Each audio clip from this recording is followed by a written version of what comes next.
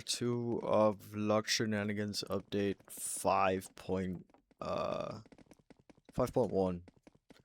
So, welcome back to Shenanigans. We've got new changes, and I can show you the new changes. I've already had to do this before. Basically, my OBS didn't catch my mic for the entire recording. I didn't notice until I finished recording. So, this is just like a another recording. So new stuff. This is a new spawn area. All the classes are done. We even have a new goalkeeper class. Right here we've got a leaderboard as well. If you ever want to be on the leaderboard, you just gotta like play the game. Crazy, I know. You still have the old leaderboard. Well, not leaderboard, but old board here, of course. Choose character, doesn't really matter who. In this area, it's the exact same, but we've got benches. Over here, we've got, like, images of stuff, you know? Just got stuff. I now use character blocks, by the way, instead of, like, down there, so those are now OG, kind of. That's there, don't mind that. These are the classes. Basically how classes work is, you would go up to, like, one of these. When you touch the prompt block, it would teleport you. The teleport would be into here. This would be connected by a NOT gate, and it's a special block. It would give you whatever kind of class. The classes specifically would give you a kick and, like, a flick, or, you know, throw in this case since it's goalkeeper. You would spawn on the tops, and then you would instantly drop down into the special block, giving you the special, and then you would get into this teleport, which would send you to the team teleport. And that's how classes work. And you just do that for each class. Speedster has just a general buff of 1.2, so that's nice. Down here, this is the commentator booth. Basically, how this works is whenever you turn on one of these, like, light blocks, basically what it would do is activate one of these moving platforms, which is under each one of these, like, square things. This is one of them. This is the middle one. Basically, whenever you would turn on that light block, it would like move from here to there. And yeah, that's pretty much that. I should also tell you about how this stuff here works. So right here, you've got the ball making machine. You've got Sod. He's like our little helper. To give you a rundown, reset ball is connected to this NOT gate, and this NOT gate is called football because it is. It's connected to a dummy and a NPC. The NPC gets a skill called football, and basically what it does is it turns whoever gets hit into a football. You can see this is the mesh texture, just turns them invisible so you don't even see their name. And then you've also got the scale. I use 0.3 personally. Basically, he's just locked in a cage, and he always turns whoever's near him into a ball. It's kind of sad, actually, but it's okay, because his family's here. So,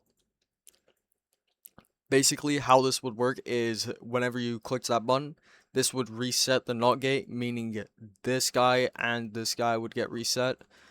How goals work, basically, this touch block right here is connected to a sound block, so whenever you touched one of these touch blocks, it would activate like its specific sound block on whatever side. How goals work is, this is a touch block. If we go to where the touch block is, which is all the way down here, it connects to a light block. This light block, right, activates this dummy, which activates this touch block right there. which then activates this camera to show like the goal itself. So like if I just sit right here, I mean, I don't think it works with me, but yeah. Anyways, there's a NOT gate here that just activates this conveyor, which moves you forward. It's pretty simple.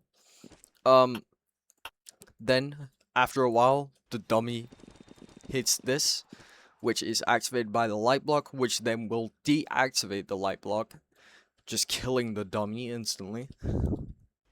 So it will do this kind of thing. Wait, let me see. It'll go like this, pretty much. And anybody who's over here will see what would happen. And to show you what will happen, I'll just quickly come over here and walk into this net as if I'm the ball. And boom. So basically, the touch block will then activate over here. There's this timer.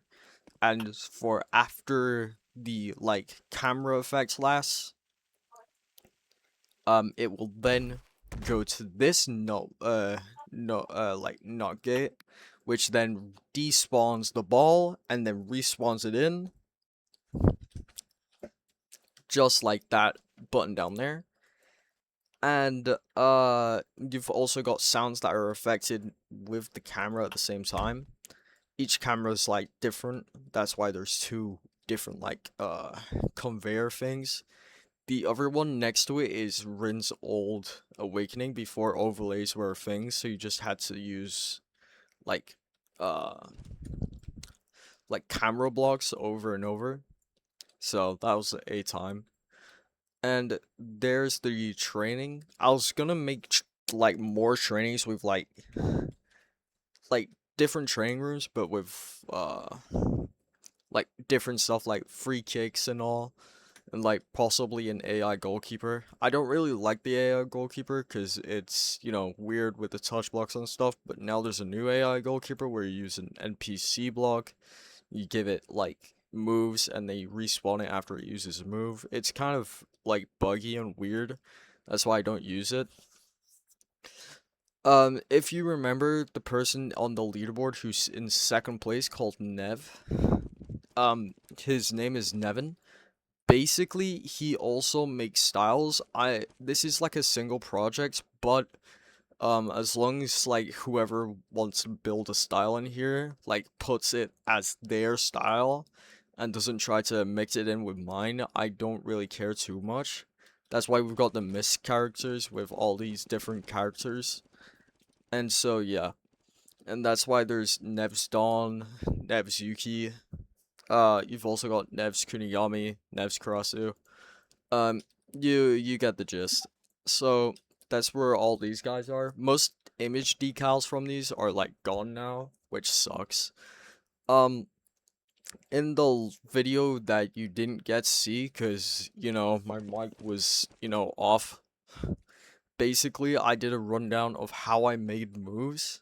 So I was showing how I didn't like the Psy move kit, and I wanted to change it. So I went and changed up Magic Dribble. Of course, you didn't get to see it, but well, it was an experience, really. It took me a while to do, but other than that, it just took a while. If you ever want to see me actually build and like make a move, I could. Maybe I can even make a cutscene move if you need tutorials on anything, maybe. So that's pretty much it. You've also got test MVPs, like right here. Like these are gonna be MVPs, but right now I've only got this. Yeah, it's just the test MVP. Just see, just see how well it would work. Like after you score and stuff. It's pretty interesting, you know. I'd say so, anyways. If like this game gets more active players, of course there's gonna be better updates, like more training grounds areas with like different stuff and AIs maybe. These are all the characters, of course. You already know all the characters. Something I did want to show you is my complete RNG Yukimiya shot. Basically, normally you wouldn't be able to have an RNG shot in the game. It would have to be by a strict basic code. But I found a way, because I don't use any tutorials, right? So I found a way to, like, make it completely random, and I'll show you how I did it. So basically, if you use it normally, it just does a curve like that, right? Nothing too crazy, nothing too special.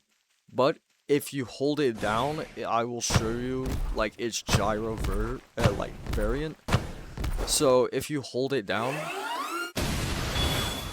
it's completely orangey. Like it either can go left, right, or up, and I'll show you how I did it. So basically, with the random branch, let me see if I can find you, Camille. Alright, so basically with the random branch thing, so you've got the default thing here. You got the hitbox, and then you loop it so that way you can like get the ball easier. You go down here, the shot.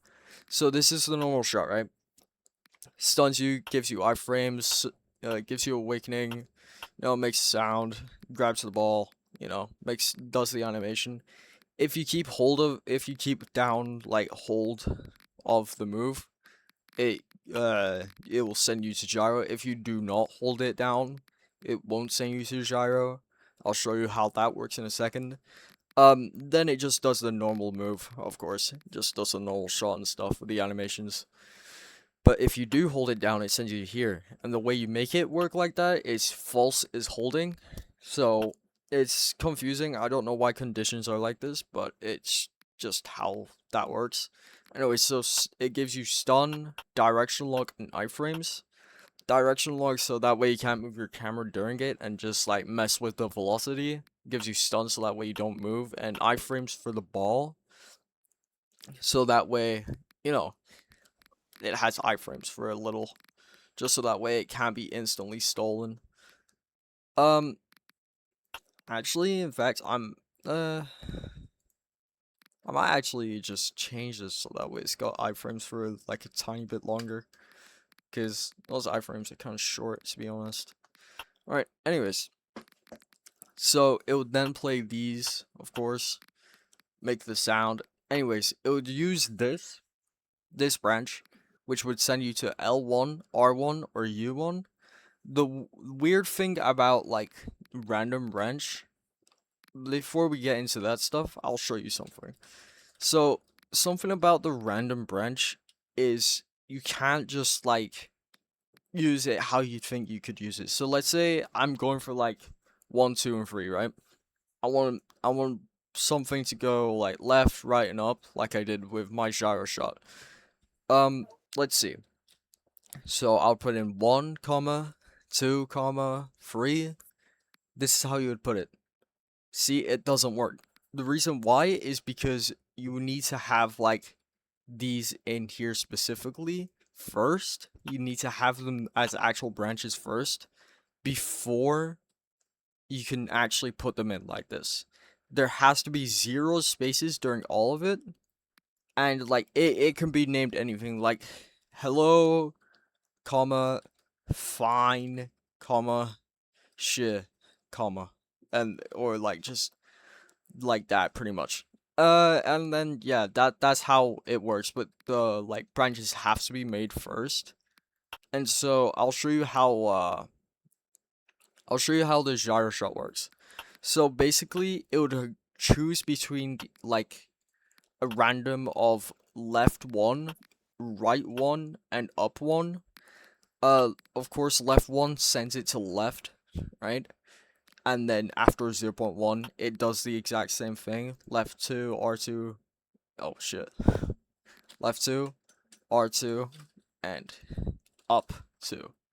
Basically, then L1 will then send it to L2 or like R2 or U3 or U2, and then yeah, it basically keeps going until like the last one, which for me is L5.